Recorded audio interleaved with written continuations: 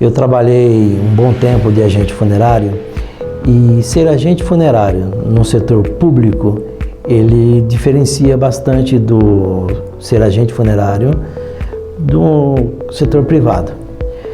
O que diferencia um caso do outro?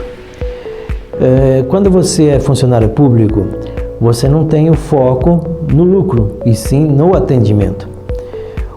Bem diferente de quando você está dentro de uma empresa onde você também visa o lucro e não apenas o atendimento. Então eu trouxe uma bagagem no tempo que eu estive no setor público de 11 anos.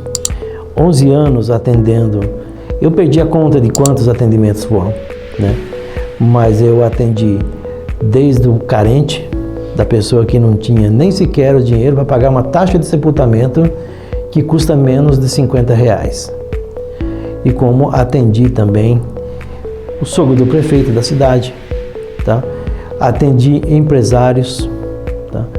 Então eu pude conciliar os dois lados, o que na maioria das vezes o agente funerário que só trabalha dentro de uma empresa funerária, que só atende um tipo de público, aquele público que, entre aspas, tem condições de estar pagando, então talvez o agente funerário consiga ver apenas um lado. Eu consegui ver os dois lados desse atendimento, e que é necessário você ser bem mais humano do que objetivo em termos de lucro, né? Então diferencia bastante um setor do outro. O setor funerário, ele apareceu na minha vida como eu já trago isso de raiz.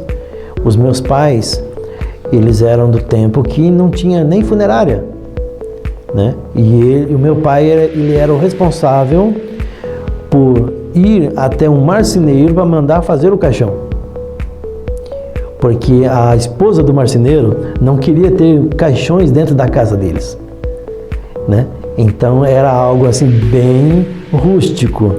E eles carregavam o morto em torno de 32 quilômetros de distância. Então vocês imaginam uma viagem, não tinha trabalho de tanatopraxia para durar durante a viagem, era carregado no natural. Colocava-se apenas uma roupa dentro de uma caixa. Não podemos chamar isso de caixão, né? Era uma caixa feita com madeira, tábuas, né? Conhecida como as tábuas, né? Pregadas, e esse era o caixão, carregado por essa distância. Uma curiosidade que vale a pena lembrar é que meu pai contava que durante o percurso, muitas das vezes eles se cansavam e eles escolhiam determinados lugares, e ali, se aquele local nunca fosse utilizado anteriormente, eles passavam a colocar uma cruz como respeito, que ali desceu um corpo de uma pessoa que faleceu e que descansou-se ali e depois seguiu viagem nas costas o que nós poderíamos chamar hoje de agente funerário. Mas não dá para ter nenhum nome específico para essa função. Era um trabalho completamente exaustivo, né? Ao ponto de ter que parar no meio do caminho, descansar, descer o morto e seguir viagem até o sepultamento.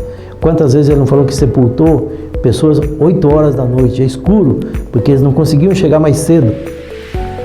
O cansaço era tanto que eles paravam no meio do caminho e não conseguiam chegar durante o dia. Ele contou para mim que sepultou o corpo lá às 8h30 da noite, né? Então, e eu, sem mais nem menos, por um belo dia, né, fiquei sabendo que tinha uma vaga, né, para trabalhar na funerária do município. E eu já era funcionário público na época. E eu precisava trabalhar à noite. Eu queria fazer uma faculdade, queria fazer um curso superior, né, e apareceu essa oportunidade. Aí eu iniciei, né, devo muito às pessoas que me ensinaram no início, que não foi fácil. Agora, se um dia eu for parar para contar as histórias que aconteceram dentro de uma funerária, dentro de 11 anos, eu digo para vocês que tem muita coisa interessante. Para mim é interessante, mas para outros seria apavorante, porque muitas pessoas têm preconceitos, né? Um exemplo, quando você compra um carro funerário, né? Por que é que o seu carro funerário tem que ser pior do que o carro que você anda no dia a dia? Por que é que o seu carro que você anda para passear tem que ter manutenção e o seu carro funerário não tem que ter manutenção? Recentemente, aqui em São Paulo, caiu uma urna em plena Avenida Aricanduva. Por que que cai uma urna, assim como outras tantas já caíram? Por um simples falta de preparo do funcionário. Treine esse funcionário que vai prestar o serviço. Não economize, porque o estrago que uma notícia dessa causa é muito maior do que um preparo bem feito. O preparo bem feito, você vai ganhar elogios. Um elogio, 2 elogios. Agora, um problema desse, você ganha, no mínimo, a metade de uma população brasileira conhecendo o seu péssimo trabalho. Então, não é vantagem. Invista no treinamento do teu profissional. Invista. Tudo que for em nível de conhecimento, o investimento é retorno garantido.